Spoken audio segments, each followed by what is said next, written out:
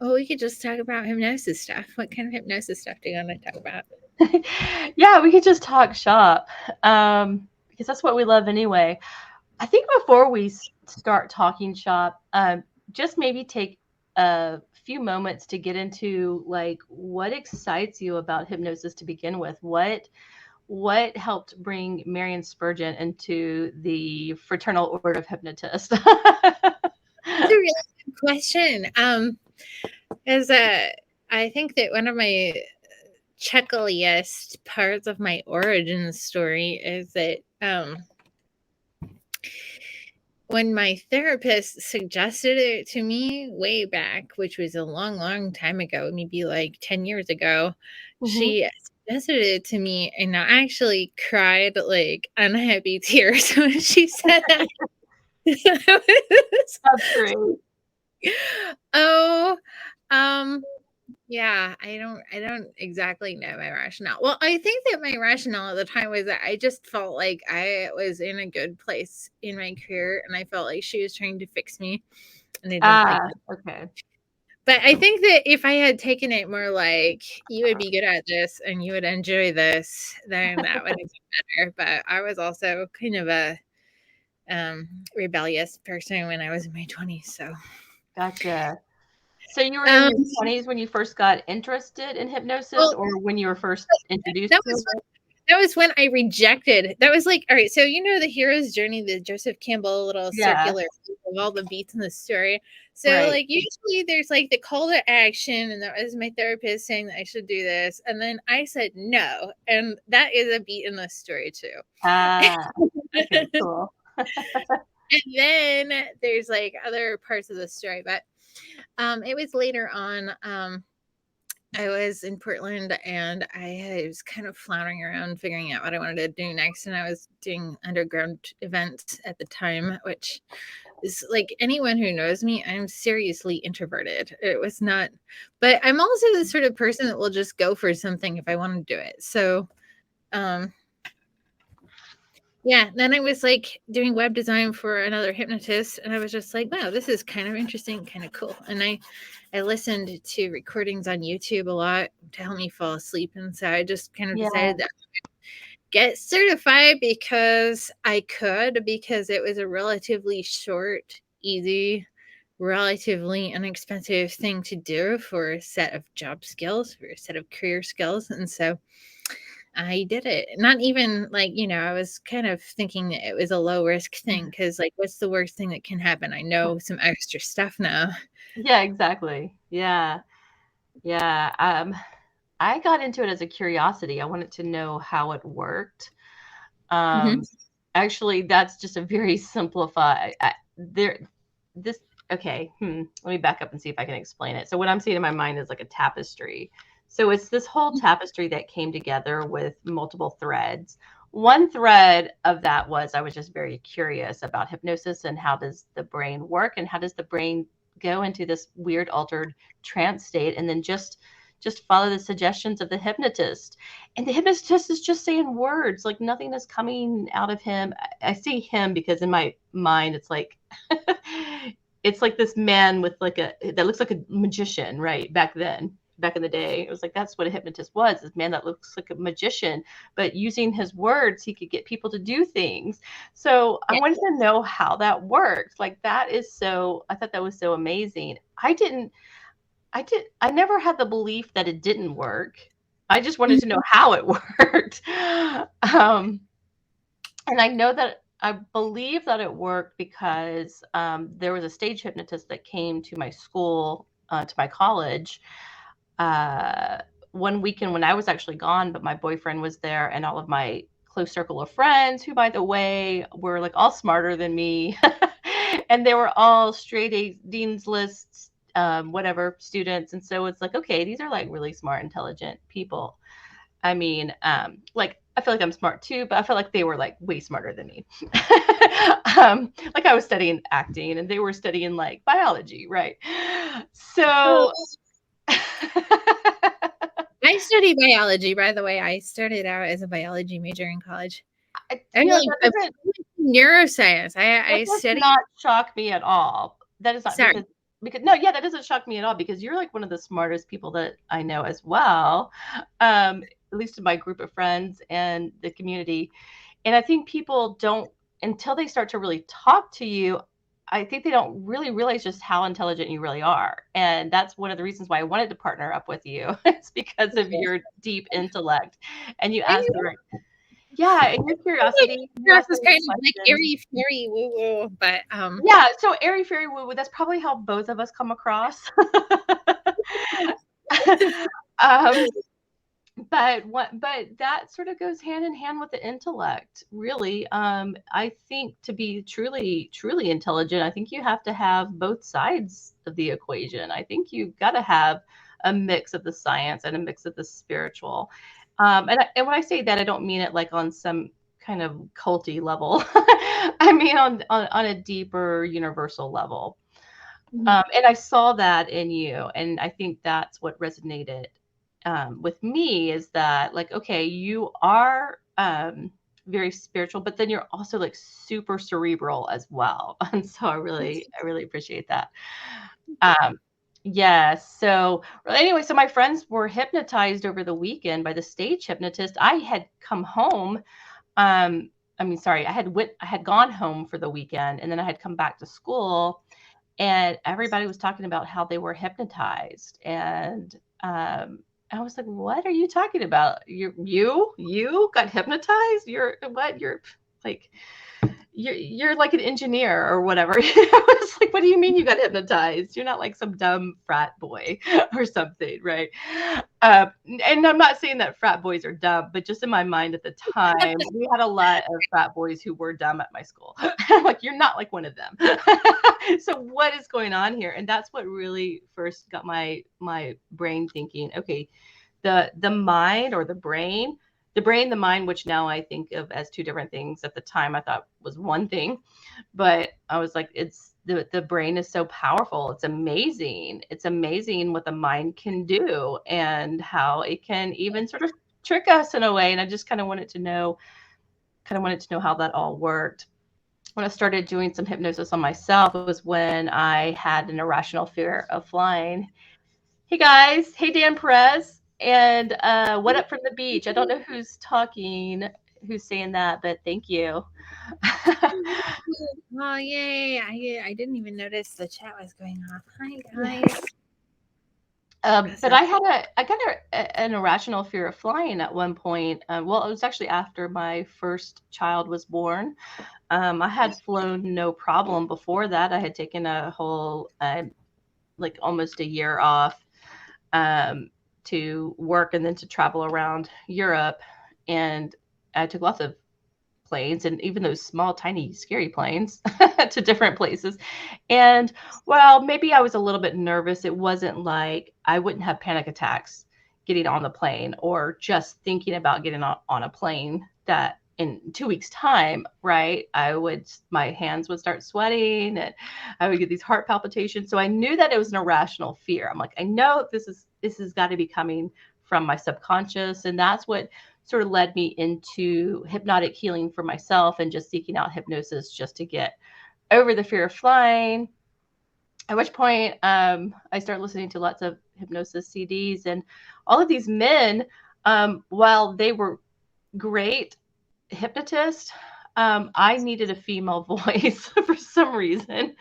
The male voice was just, too low of a timbre for me or something, and it just kind of jarred inside me. So I needed something like a more beautiful, lighter, angelic voice. And that's when I found Wendy Friesen, and then the rest is history from there. I love that. I need to meet her. I don't think that I've ever met her before. Oh yeah, she's wonderful. And she was my mentor and role model for many years. And she really encouraged me to actually have a practice, because I was, like I said, I was just kind of curious about hypnosis. I never thought that I would actually have my own practice. I didn't think I was even cut out of the same cloth that therapists were cut out of. So I didn't even think I could be a therapist. So I've really come a long way from then, and that was like 15 or 16 years ago now. Oh wow. Yeah. I So, think, well, let me now think. If I think about, so 10 years ago would be like 2012. I think maybe like 10 years ago would be like aligned with the call to action moment in that mhm, Joseph Campbell story that I told you, where I heard the call right. and I said no. Right, for sure, and I think you do get the call. I got the call, and that was another so one thread was the fear of flying. Another thread was I was working at this corporate job that was just very, mind numbing and very, I don't wanna say too many bad things about it because I did actually, a lot of good also came from it, but there was definitely the polarity there. I felt like we were sort of ripping off the customers, and I couldn't say anything about it or I would get fired. I was making really good money at the time. And the mortgage for my house was based on my salary alone because at the time my husband was unemployed, and not unemployed, he was underemployed. He was working at Starbucks so that he could work on his low budget horror movies. Nice. So that was his income that he brought in. So, but I started feeling like I know I have a bigger purpose in this life. I know I'm here for a reason. I feel it. I know it. And I know that I'm not on my right path that I'm supposed to be on. And I kept telling myself, okay, this job is only temporary. This is not my career. This is just a job. It's not, it's only temporary. And and there was this little quote that my cousin sent me, and it was from Eleanor Roosevelt. And it Mhm. said, "You must do the thing you think you cannot do." Nice. And I hung that in my office, and it's still in my office today. But that was more like 20 years ago, is when I hung that in my office, that you must do the thing you think you cannot do. And every time I followed that advice, something really wonderful happened for me, whether I got a bigger raise or I had a whole change of career. Becoming a hypnotist, I had to remind myself, I don't think I can do it, but because I don't think I can do it, that means I must do it now. Right. Yeah. Yeah. Also, yeah, I've also found that whenever I've taken a step in the direction that I felt I was supposed to go, like the almost like the light spilled across the path or something. I just then I'm able to more clearly see what the next step would be after that. Yeah, once you answer that call that you feel for it only comes from inside. You feel it. I mean, to me, I felt like if I didn't do this, I didn't know what it was, but that Mhm. I would die, that I would physically die if I wasn't living out my life's journey or whatever that was supposed to be. And I didn't even know what it was. I knew it was helping other people in some capacity and Yes. just not being greedy and taking money um, from these poor, unsuspecting customers that we had. So I knew that's what I did not want to do. And I remember just one day just getting into myself and really like I was crying. I was just praying and I said, okay, God, universe, whatever. I don't know what it is that you want me to do, but I know that I'm not doing it now. But Yeah. whatever you put in front of me, no matter how strange it is, I said that no matter how strange it is, although in my head I was thinking maybe I'll be sent as a missionary to South America. That's really what I was thinking. No matter Yeah. how strange it is, I will answer the call if you put the people and circumstances in place for me. And then it was like, bam, bam, bam, bam, right immediately after I had that prayer, everything started lining up. Um, I quit my job, my corporate job, being almost 9 months pregnant. Wow. And actually, what I did is I took a leave of maternity leave.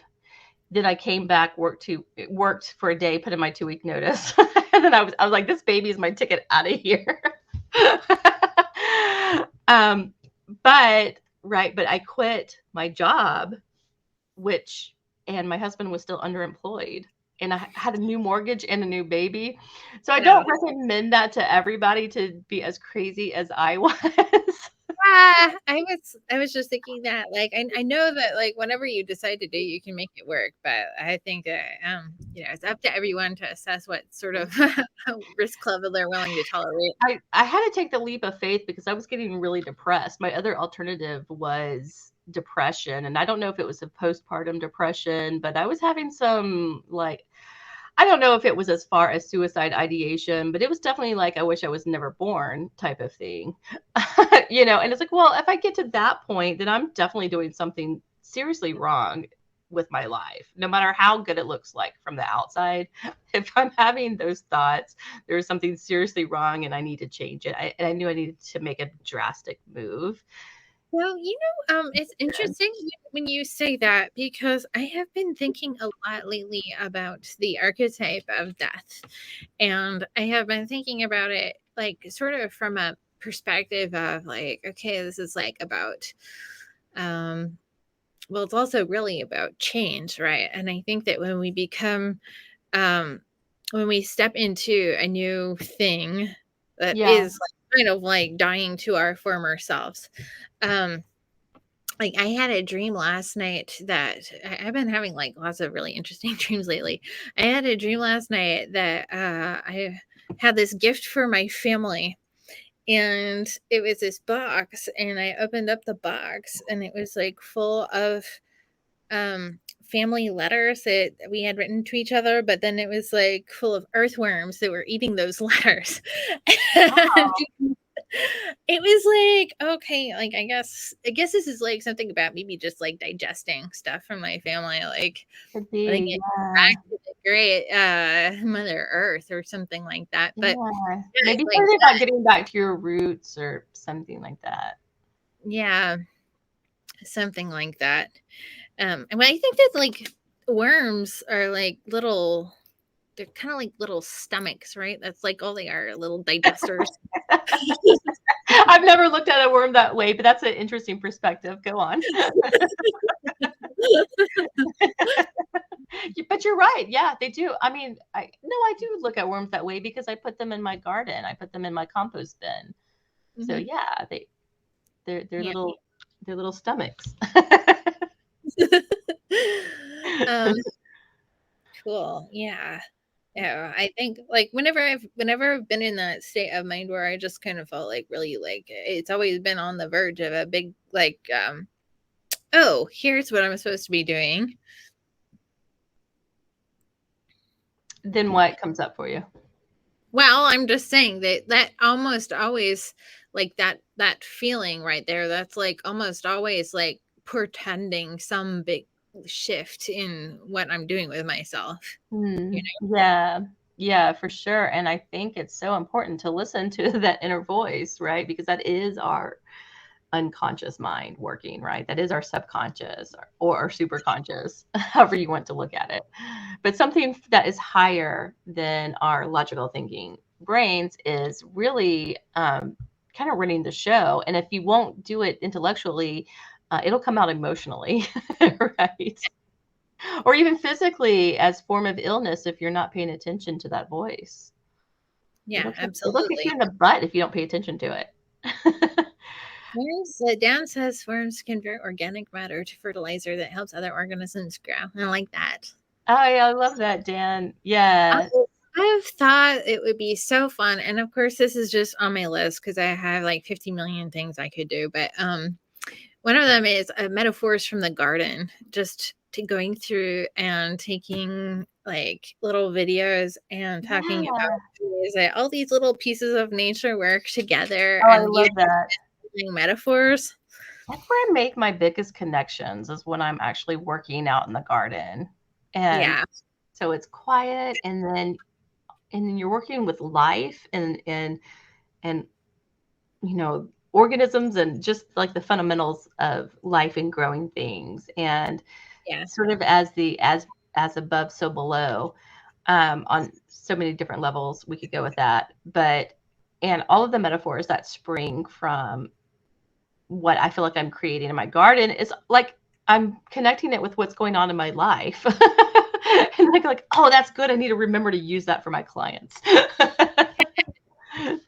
Yeah, my chiropractor gave me one that I really liked. He said, where people are like rivers, we're always changing. There's no fixing us. Like we're not ever going to get to a point where we're fixed. Like there's always going to Right. be like movement and change, or maybe like a tree falls over the water and then you have to get it unstuck and whatever. Like that Buddhist expression, like you never step in the same river twice, right? Yeah. Yeah. You're the same person twice. Right, exactly. We're never right. We're always evolving. We're always changing. We do have these past alien forms of ourselves, because if you look at pictures from when you were 5, you're in a different body, right, than you are now. So I love how we continually grow and manifest and change, and or manifest into something else continuously. It's a continual process, although we feel like we're the same, right? Yeah. Uh, but Yeah. maybe that's the eternal part of us that feels that we're the same. Everything is like an iterative process. And I've been kind of playing around with this idea as a pre-talk for something that I've been working with for doing intergenerational work. I think that like you could think about our gene expression as being a conversation with our environment and our sociology. And if we can think about all the things that we encounter, all the things that come up with us, all the little snags that we run into, they're just like things, they're information, they're feedback for us. Mm. And that feedback, like, you know, it, we got to learn what to do with that. And Yeah. some we might even be like the first people to be learning what to do with that. So go a little bit deeper into intergenerational work and why you feel like that's important. Because I know that that is a big thing in your life, that you're always sort of, not always, but a lot of times you're And I talking think, about I mean, things. like, I think that it coincided also with my hypnosis work because also, like, I literally moved back from the West Coast to Central Illinois, Western Illinois, to be near my family. And I was actually thinking about that when we were talking about the garden too. Like I have just been going through all this really interesting learning about how some of the, the food issues and stuff like that, like being afraid of, oh, some of the habits around food that I learned when I was Right. young was stuff that my mom got that actually it was like an intergenerational pattern of food scarcity. Like it wasn't Right. even, I mean, probably within my grandmother's lifetime that she remembers. Which is a genetic expression of survival, right? So that's Yeah, actually kind of a good thing, right? right, Um, exactly. And yeah, I mean, like, it's something that still, I mean, like, for example, I have had to train myself to be okay with throwing food away even after it's ah, expired. right. Yeah, for sure. Yes, you're sick, and I think that I mean, that can be traced back to the Great Depression, that could maybe even be go back before that. I think that goes back thousands of years, maybe Yeah, millions of years, depending on what your belief system is as to when right. humans actually came to this planet. But Yeah.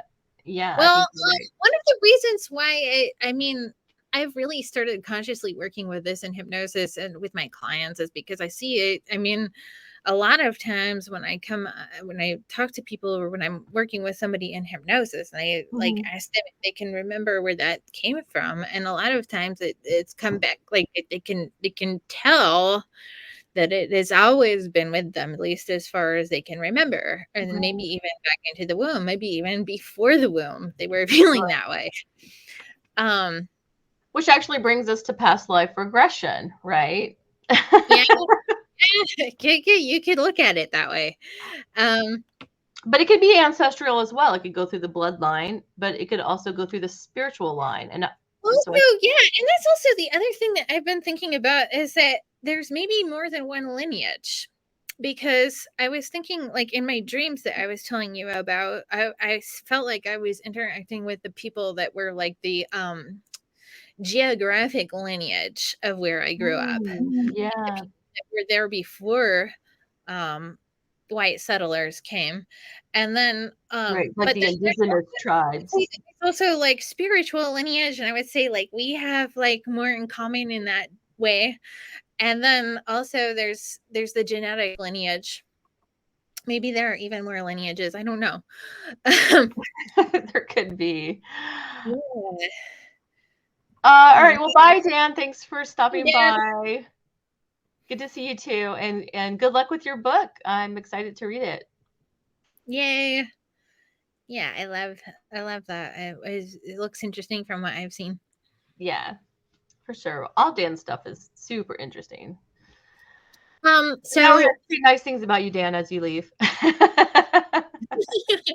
um yeah, I think that also we should plug cuz Jason did a podcast episode which is not out yet, right?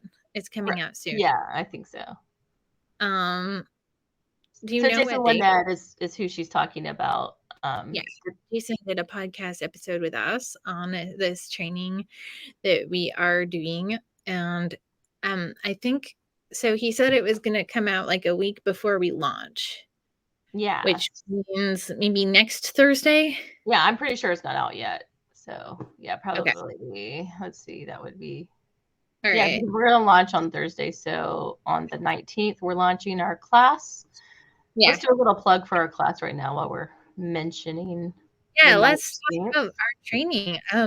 So we are running a training. It's going to go for 3 months. We're starting on May 19th, and we're going to be meeting Thursday evenings, 7 to 9 Central Time, I think it is. Is that 6 to 9? So that's 6 to 9. 8 to.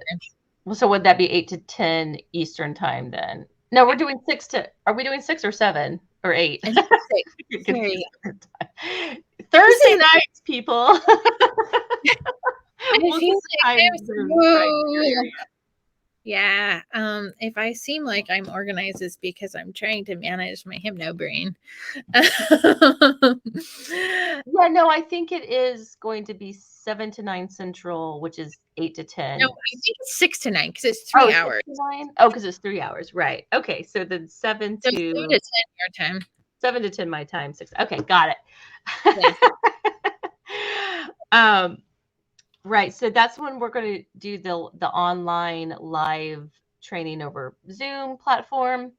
And then they will be recorded so you can go back and watch it. But tell them about this whole membership area that we have. Yeah, we've been building this wonderful membership area and members at mariansbridgen.com, and we've got all of these topics that we have recorded that we've covered on how to do this and that. What are some of your favorite videos that we've done so far? Yeah, and we're still building these videos, by the way, because this is the first launch of our first class. We'll have another class in the fall. My favorite video is making. I can talk for ages on any subject. I think what was fun for me was just editing the little videos together and putting the little stickers and stuff in there. It's such, you kind of went to town with that way of, which is what we're using for streaming right now, by the way. I don't know if you knew that, but it's the same software that we that's use. the same. Okay. Yeah. Oh, okay. It is the same software. Okay, cool. Yeah, I didn't realize that they also had a streaming section. It's a new feature for them. It used to be, I think they just were trying to be little thumbnail editor, and then they got into live streaming. But it's kind of cool. I haven't really decked it out, but there's a way you can make like cards and slides and DJ music and stuff. Oh, so let me. So somebody's asking about the class. We should talk more about the class. Oh yeah, for sure. Okay. Sorry, Mr. Thanks.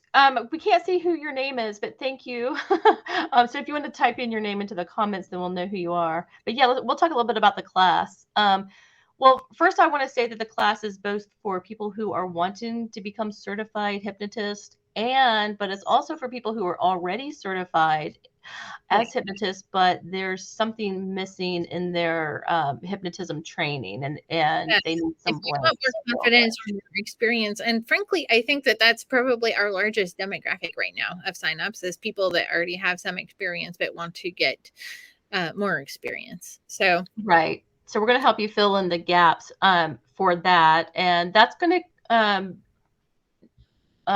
what's the word I want to use? Training. So it's 12 weeks. It starts on May 19th. It's going to be every Thursday for 3 hours from 6 to 9 p.m. And we are going to, so we have like a whole members area where we have pre-recorded videos on all the topics that we're going to cover. We've got a syllabus. If you want the syllabus, just let us know and we'll drop it to you. We have a cool syllabus. A syllabus. Like We what don't you have said, we'll just drop that to you if you want it. yeah. And then we also have, because we know if you've already taken a certification training, you've really already invested a significant amount of time and money into that. So we also have an already certified price to encourage you to take our training if you are remotely interested, because we know that we're going to have a lot of fun and we want to share that fun with Yeah, you. so we have a price if you need to be fully certified and go through all of the course, the entire course, and get a full certification through the ICBCH, by the way. Yeah. We have a price for that. Or if you're already certified and you just need to fill in gaps in your training, we have a separate price for you guys. And for you guys, it's going to be like a choose your own adventure. So you don't have to relearn things that you already know or feel like you have a really good grasp on. So let's say Marian and I are talking about like how to do an induction for whatever week that is, in second week or something. You can opt out of that. And Right. decide, hey, I know all I need to know about inductions. That's not what I'm curious about. You don't have to Yeah, worry you can about be like, that yeah, stuff. I might be more interested in learning how to apply hypnosis to this specific niche that I want to work in. And that is actually my definition of advanced hypnosis. I think that with advanced hypnosis, you're basically just using all of the basic skills that you initially learned in your training. It's just knowing how to apply those skills in a skillful way in the context of the problem, knowing how those little puzzle pieces fit together. Yeah, that's right. And even though you might not be wanting a full certification, you'll still get continuing education units um, Yeah. as well. So it's definitely worth the investment either way, because Yeah. from Well, also the other thing that our training comes with is just sort of access to ask questions and stuff. And I think that you and I both, especially because we're developing material moving forward, starting now, yeah. I would be like happy to be responsive to what people are wanting to learn more about. Yeah, especially if you jump in on this first training that we're doing, Yeah. because we don't know what everybody needs. So if you come and bring us your questions, we can answer those questions for you. We can make a video on it for you, right? We can really tailor it more to what you want, especially being the first group, the first class Yeah. for the spring, and then yeah. So I'm that's so kind happy that we're doing this together, Stephanie. I just think it's of. more fun to do it with friends. And Oh, it's yeah. so much more fun to do with friends, and I like that we can have this sort of conversational style with each other, and I Mhm. think that's just more interesting to learn that way than just this one talking head lecturing at you. Exactly. All right. So here's some of the other things that are true about the way that you and I like to do hypnosis. Um, so I think that we both like to have sort of a flexible framework that helps us to understand how we're going to run a session, um, without necessarily having a specific, like, here's how you do this kind of hypnosis, here's how you do that Yeah. kind of hypnosis. We're not very script heavy. We don't have anything against scripts. There are places for scripts, but we're not Yeah, very we script have heavy. some. Like, I think I imagine I will be uploading, PMR. Not that anyone really needs that, but I think that, it what We'll give you a few scripts for the newbies, for the absolute newbies there will who be need reference files. them I to get use scripts started. every now and then just to help me understand what I sort of intend to do, but I think that really the magic of hypnosis is helping your client to tap into their own resources, to tap into their own solutions, and a lot of times you can do that without even knowing exactly how you're going to do that. Really, 100%. the I think that that's what people that when wanted to study Virginia Satir wanted to know how she was able to have such a clear focus on how to, no, here's where we're starting and here's where we're going, and how does Right. it that you get your client kind of like coach them into like that Sure. path where they want to get to go. But I think that yeah, well, you and I, we both have that perspective. Right. Just And I think some people would probably classify that as Ericksonian. I don't know if it's Ericksonian as much as just getting in touch with your client and your client alone and figuring out how they operate, because they're going to operate so much differently than someone else. Like if I have 3 smokers in a row, all 3 of them are going to respond differently to me. And if I used a script on all 3 of them, maybe one of them would pick it up, but the other 2 probably wouldn't, and it probably wouldn't be as successful because I didn't really tune into what their specific needs were. So we're going to show you how to do that. yeah, exactly. Yeah, I think that's more or less. So we're gonna cover. So we're basically the intention is to have some, like, by the end of this class, people are going to be able to confidently run a hypnosis session on the most common requests that they might get as a hypnotist seeing clients, and Right, which is smoking, weight loss, and anxiety, I think. yeah, smoking, weight loss, and anxiety are kind of the big 3 that people ask about. But then also, there will be other applications as well. Graham Old is a hypnotist who so kindly donated his book to upload to our members section. And I just used his technique for the first time Oh, did today. you? Which technique? Oh, the memory one? Palace, yeah. The memory palace. That's She's so actually cool. she's a very interesting client. She just has to memorize like hundreds of little factoids on end all the time. Like she's just like memorizing, and she's like she keeps track of inventory, and then she also I don't quite know what the other application was. She said that it was a confidential thing, and she didn't know what she was going to be memorizing. Right. But she basically needed a framework for being able to remember all the details. So what we did was we just sat down together and identified 100 pinpoints in her childhood home. Wow. That's amazing. It's amazing that you can even remember 100 pinpoints. Right.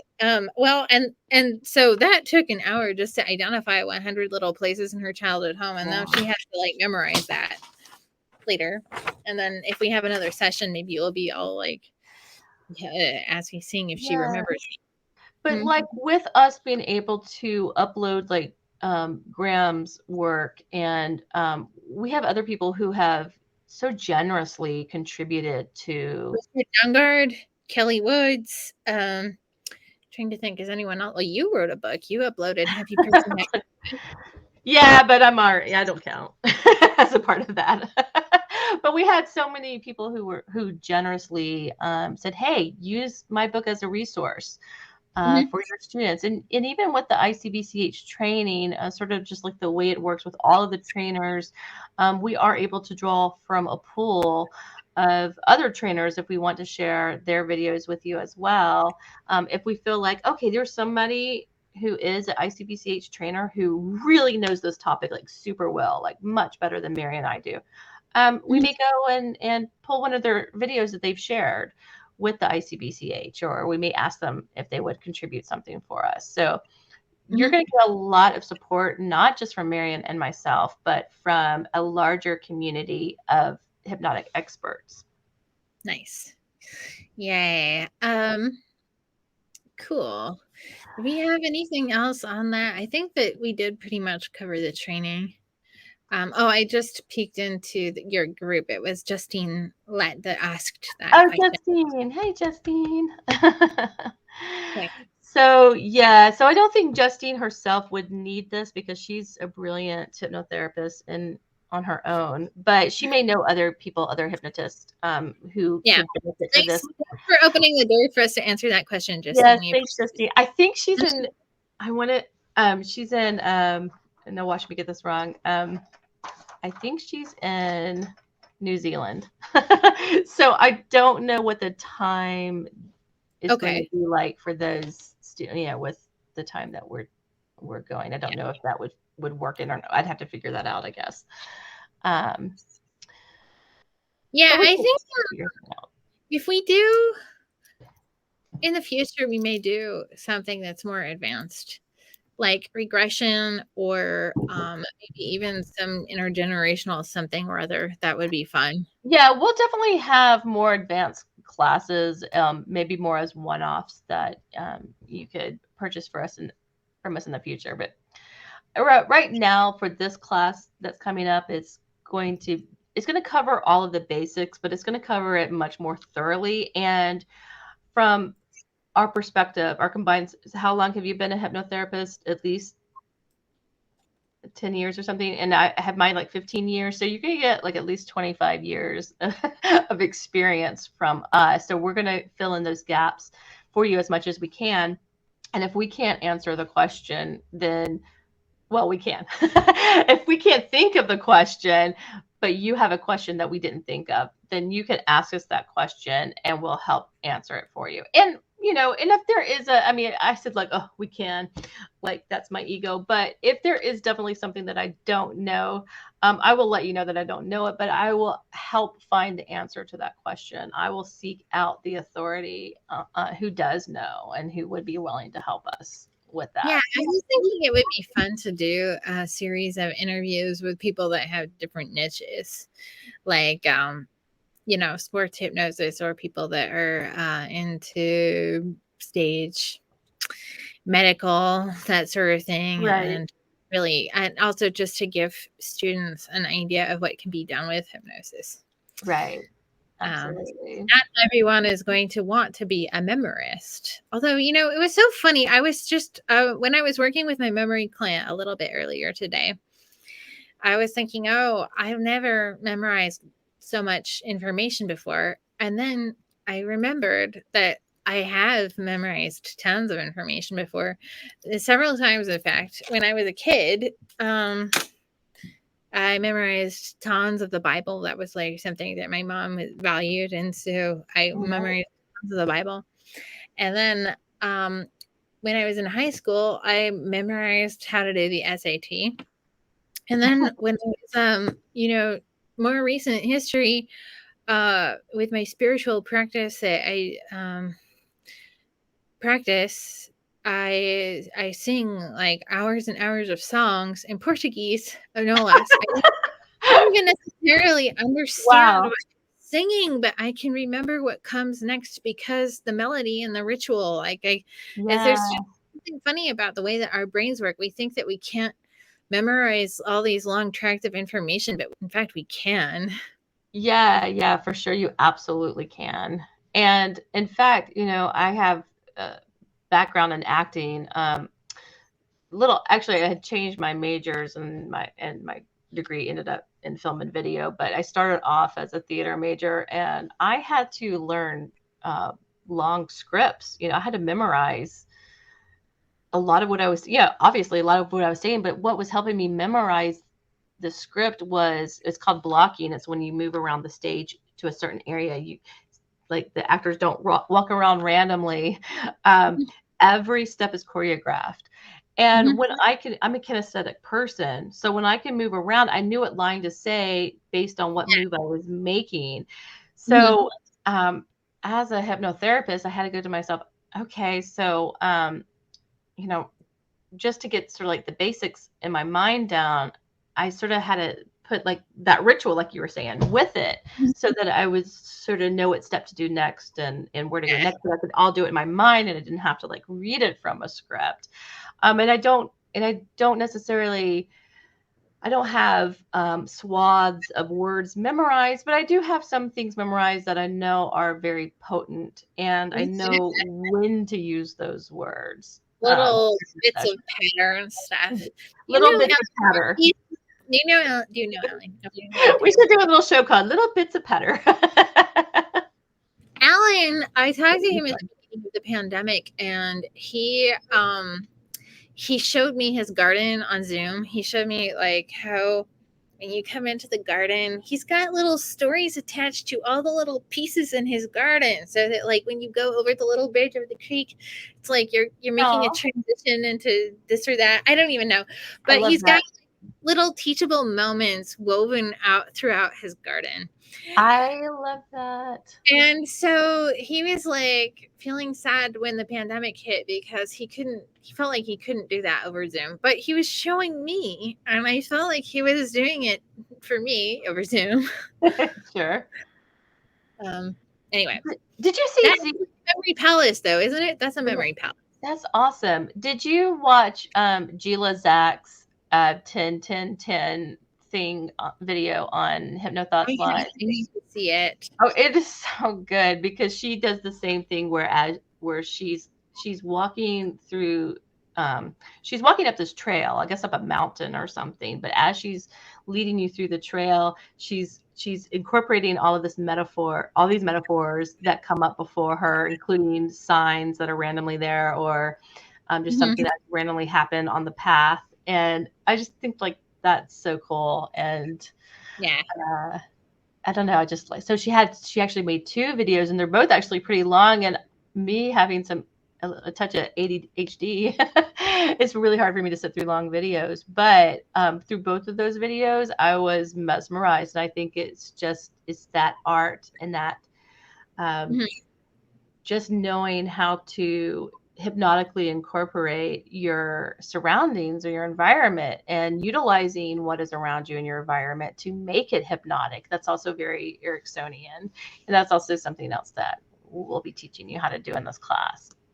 Yeah. Thank you for clarifying what Ericksonian hypnosis is. When I hear that, my brain just goes directions. It's like seriously, I'm just like, Ericksonian hypnosis, I think, is different to different people, but the way I think of it is really as utilizing whatever the client brings to the session, and more specifically whatever their subconscious brings, because he was really watching for patterns from their subconscious and he was really listening to what they were saying. So all of that Ericksonian language, right, all of that conversational hypnosis and all of that he was so good at, was all he was really doing was listening to what the person was saying and he was using their words back on them. Mhm. And so we can do that, right, all of the time. But and the way I think of it is like, okay, we are manipulators and con artists. Now that sounds very controversial, right? As a hypnotist, we are manipulators and con artists, but for the good. Like we're Mhm. not evil manipulators and con artists. We're going to manipulate you and con you into your best life possible. Yeah, I mean, I think when I hear the word manipulate, I was just like, well, yeah, I mean, like I asked my chiropractor to manipulate my spine. And that's actually a good metaphor too. The spine is a like if somebody didn't know what they were doing, they could mess my back up into a place where it felt worse. It Right. would be my back is more inclined to go back to a good place, I think. My back like Yeah. wants to go to a good place. Yeah. So It doesn't want you to be know, out of alignment, right? run into somebody like doing But you need a something little help. previous to it, like it's more Right. likely that it will just settle into the right place. And I think that people's minds are like that too. Absolutely. When I made that self hypnosis video, in the beginning of it, I described that self hypnosis is good for certain issues. Um, but for other issues, you need to see a hypnotherapist in person or online because I liken it to getting a massage. Like I can massage myself in certain Mhm. areas and it feels really good and I'm great at it. But there's other areas that I just can't reach, and I Yeah. can't even see. So I have to entrust that to a good masseuse or massage therapist to go in and get the areas that I cannot even touch, I can't see. So there's areas of my psyche that I cannot see. I am Mhm. blinded to that. But because I can kind of bullshit myself. but I can't with a really good hypnotherapist who really is listening to what I'm saying at the level below conscious awareness, they pick up on my bullshit, right? And they can reach areas of my psyche that I can't reach myself, even through self hypnosis. So that's why I still see clinical hypnotherapists myself, because I still need their help, because I can only do so much to myself. Yeah, exactly. I go in from time to time as well, just because. Yeah, I mean, It feels so good to have someone else hypnotize you. that's just a part of staying on top of yourself. Right. In the self-care and practicing what we preach as well. Yeah, And just folding that into your self-care, however you define that, but caring for your mental well-being is super huge, obviously. And then just as therapists, we should be um, really nurturing our own mental well-being as well, especially since we're going to be helping so many other people. We really, really need to, yeah, really just need to, I don't want to, the word that came to me was babysit. We need to babysit our own mental well-being. That's probably not the word. Be vigilant of it and make sure that we're still on the right path ourselves mentally, yeah, as we're helping other people. And we absolutely. just have we're just ordinary everyday people. We have lives and we have kids and we have Yeah, spouses or whatever, boyfriends or girlfriends or whatever, and life goes on and we have to like interact with people and people hurt people, and we can be hurt ourselves. So we just have to, so for all you hypnotherapists out there watching this now, just remember self-care and especially your own mental well-being. yeah, always a good thing to remember. Hey, I think that we are maybe at a good time for the live stream, but what we can do is we can also post links in the comments to how to get in touch with us on certain things if we were gonna people want to look at our course. Yeah, Uh, we'll definitely put links in the comments below. And if you're watching this on the replay and you have any questions or comments for us, please also leave those because we do go and check them, and we will respond to you as well, especially if you have any questions yeah, about our class or anything, really. yeah, Anything that we can answer. I think I'm like I mean I'm trying not to overload with too many projects, but I have been trying to build out the members area of the members website so that it serves more than just our students. So people that are hypnotists or people that are wanting to learn self hypnosis, there's like stuff for something for everyone. Yeah, absolutely. And make sure you put your tapping videos on there if you haven't already, because I those have are them. wonderful. They're there already. They're I there can already. Okay. Cool. All right. Well, all right. So anyway, thanks for making time, Stephanie. And I'm so Yeah, glad we got thank to you, do this Marian. today. I'm so happy that we got to just like chill out and talk to each other and talk with you guys out there who's watching this.